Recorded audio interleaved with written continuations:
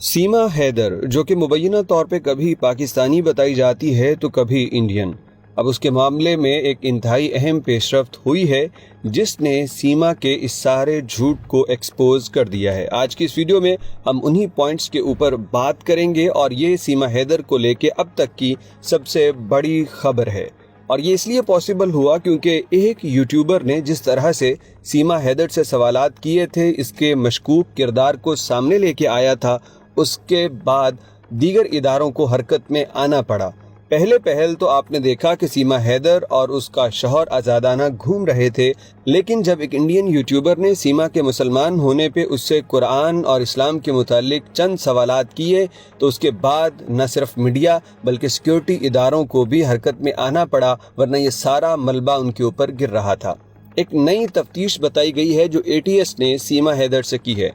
India का ATS इदारा यानी एंटी टेररिस्ट स्क्वाड है, उसने 10 सवालात इससे सीमा से पूछे, जिसमें एक जगह जाके सीमा बुरी तरह से बेनकाब हो चुकी है। सबसे पहले तो उन्होंने ये पूछा कि आखिर तुम यहाँ पे इंडिया कैसे आई और तुम्हारे पास पासपोर्ट 2 क्यों थे। तो इसका वो जवाब देती है कि हमने आगे भी ट्रैवल करना था, इसलिए हमें ये पासपोर्ट बनाने पड़े।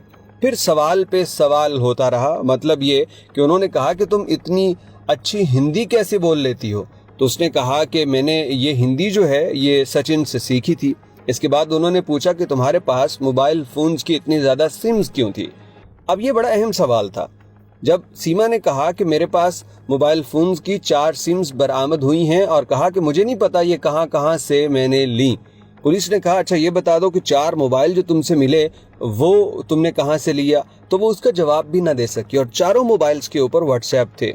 सीमा हैदर को शक की निगाह से देखते हुए उन्होंने पूछा कि बताओ तुम्हें ये सारा कुछ ISI ने कहा है करने को या किसी और के कहने पे कर रही हो। तो सीमा कहती है कि मुझे तो ISI का पता ही नहीं था, मुझे तो इंडियन मीडिया से पता चला कि ISI क्या है। तो इस पे ATS ने कहा कि आपका भाई और रिश्तेदार पाकिस्तान आर्मी में काम करते हैं और आपको यही नहीं पता कि ISI कौन है। तो सीमा हैदर कहती नहीं, मुझे वक्त ही नहीं मिलता था, पहले मैंने बच्चे पाले और उसके बाद PUBG वगैरह खेलने लगी, इस तरफ कभी ध्यान ही नहीं गया। उन्होंने कहा कि आपको अच्छी हिंदी अच्छी इंग्लिश तो बोल लेती हैं, लेकिन आपकी जो ज़ुबान उर्दू और सिंधी है वो ही आपको नहीं आती। तो सीमा हैदर का ये सारे का सारा किरदार मशकूक से मशकूक तर होता गया, लेकिन इस पे फाइनल बात तब हुई जब सीमा से ये कहा गया कि तुम्हें इतनी अच्छी हिंदी बोलने के लिए किसने ट्रेन किया। तो सीमा कहती है कि मेरे ऊपर इल्ज़ामात ना लगाइए, मुझे किसी ने भी हिंदी बोलने के लिए ट्रेन नहीं किया, बल्कि मैं बार बार बता चुकी हूँ कि सचिन से बात करते करते मैं हिंदी और इंग्लिश सीख गई। उन्होंने कहा अच्छा पहले तो बात करते हैं इंग्लिश की, तुम 5वीं पास हो और हिंदी ऐसे बोलती हो जैसे ग्रेजुएट बंदा बोलता है, ये कैसे मुमकिन हुआ। तो ये भी कहती है PUBG की वजह से। अच्छा मान लिया, तो हिंदी पे आ जाते हैं। आप कहती हो कि हिंदी मैंने सचिन से सीखी, किसी और जगह से नहीं, क्या आप इस बात पे कायम हो। उसने कहा बिल्कुल मैं इस बात पे 100% कायम हूँ कि मैंने सचिन से ही हिंदी सीखी। तो इसके बाद पुलिस ने कहा यानी ATS वालों ने कहा कि सचिन तो खुद UP साइड का है और उसके लहजे से वही आवाज़ आती है, वो प्योर हिंदी नहीं बोल पाता जिस तरह आप बोलती हो। लिहाजा आपका ये कहना कि मैंने सचिन से हिंदी सीखी है तो वो तो खुद प्रॉपर हिंदी नहीं बोल सकता, तुम्हें क्या सिखाएगा। तो ये वो जगह थी जहाँ पे सीमा कंफ्यूज हुई और उसको आएं बाएं शाएं करके जवाब देते हुए पुलिस यानी इदारों ने कहा कि आप झूठ बोल रही हो, अगर हमारे साथ कोऑपरेट करोगी, सच बताओगी तो हम ना तो तुम्हें पाकिस्तान भेजेंगे और ना जेल में डालेंगे, तुम्हारे साथ कोई अच्छा मामला करेंगे। तो सीमा हैदर से कुल मिला के 10 सवालात किए गए, जिसमें वो ज़्यादातर जगहों पे मशकूक रही और अब सबसे ज़्यादा इस बात पे कि वो जो हिंदी बोलती है वो बाकायदा ट्रेनिंग के बगैर नहीं बोली जा सकती। लेकिन बात अभी भी अगर इस तहकीकात के बाद ISI पे डाली जाए तो ये क्लियर नहीं होती। इसके अलावा कई सवालात हैं कि सीमा हैदर जो वापस इंडिया जा चुकी है, अब वो कैसे वहाँ पे दाखिल हुई। और ये भी पॉसिबिलिटी तो मौजूद है कि सीमा हैदर पहले दरअसल पाकिस्तान में दाखिल हुई, वहाँ रही और फिर वापस आ गई, जैसा कि इंडियंस क्लेम करते हैं कि ये रॉ की एजेंट थी, पाकिस्तान में मिशन पूरा करके वापस आ गई। तो इस तरह की बहुत सारी बातें हैं जिनमें क्लियर चिट तो रॉ को भी नहीं मिलती, लेकिन ISI का नाम भी जाहिरी बात है आना है। बात कुछ अरसे के बाद खुलेगी कि ये इतने बड़े केस के पीछे बेनिफिशरीज कौन थे और इसकी प्लानिंग के मकासद वो वक्त एक्सपोज करेगा। इससे पहले तो हम यही स्टोरीज सुनते आए हैं कि किसी हिंदू लड़की ने मुसलमान की मोहब्बत में इस्लाम कबूल करके उससे शादी कर ली, लेकिन ये पहली मर्तबा है कि मीडिया पे एक ऐसी स्टोरी को हवा मिली कि जिसमें एक मुसलमान लड़की ने हिंदू लड़के से शादी कर ली और हिंदू मजहब कबूल कर लिया। और बात इसलिए अहम है क्योंकि लड़की पाकिस्तान से इंडिया पहुंच चुकी है।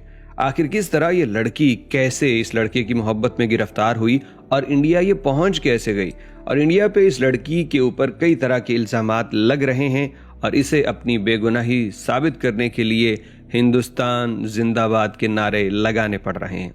ये कहानी है सीमा हैदर की, जिसे सीमा गुलाम भी कहते हैं। सीमा हैदर जैकबाबाद में उसकी शादी हुई, बाद में कराची शिफ्ट हो गई। इसका खामिंद सऊदी अरेबिया में मुलाजमत करता है और ये पाकिस्तान में अपने 4 बच्चों के साथ रह रही थी। इसको पबजी खेलते हुए इंटरनेट पे एक इंडियन लड़के से सलाम दुआ हुई, उसके बाद दोस्ती हो गई और ये दोस्ती मोहब्बत में तब्दील हो गई और ये मोहब्बत इतनी बढ़ गई कि इस लड़की ने सोचा कि मैं अब इसी से शादी करूंगी, क्योंकि कहीं ना कहीं इस पूरी कहानी के पीछे एक चुभन और कुढ़न थी दिल की कि लड़की की शादी जो पाकिस्तान में हुई इसकी मर्जी से नहीं हुई थी, इसलिए वो कभी अपने शौहर को उस तरह अपना ही नहीं पाई। खैर ये बात आगे निकली और ये फैसला किया गया कि हम दोनों आपस में मिलते हैं।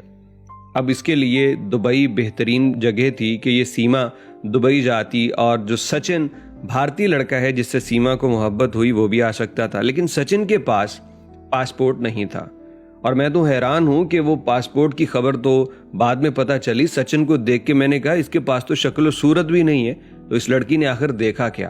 खैर इसने फैसला ये किया कि मैं पाकिस्तान से नेपाल जाती हूँ काठमांडू, और वहां पे सचिन भी आ जाएगा क्योंकि उसके पास पासपोर्ट नहीं है, लेकिन वो उसके बगैर भी नेपाल सफर कर सकता है, इंडिया के लिए ये अलाउ है। तो इन दोनों की मुलाकात वहां नेपाल में हुई, काठमांडू में। वहां कुछ अरसा किराए के एक होटल पे ये दोनों इकट्ठे एक ही कमरे में रहते रहे और इस खातून ने हिंदू मजहब कबूल करके उससे शादी कर ली। लड़का वापस इंडिया चला गया और ये पाकिस्तान आ गई क्योंकि इसके 4 बच्चे इसके इंतजार में थे। पाकिस्तान आके इसका दिल ना लगा और इसने सोच लिया कि मैंने हमेशा हमेशा के लिए सचिन के पास जाना है। उधर सचिन भी इसको बच्चों समेत वेलकम करने के लिए बिल्कुल तैयार था।